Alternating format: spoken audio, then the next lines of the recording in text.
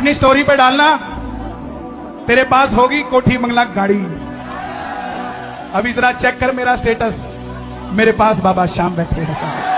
अरे ओ श्याम प्रेमियों, बात थोड़ी कड़वी है पर कहना भी जरूरी है। क्या नहीं है तुम्हारे पास गाड़ी बंगला और कोठी, तो फिर क्यों लेते हो कीर्तन की तुम रकम मोटी। अरे तुम तो कहते थे कि करने वाला श्याम और कराने वाला श्याम, तो फिर लगते हैं क्यों ये दाम।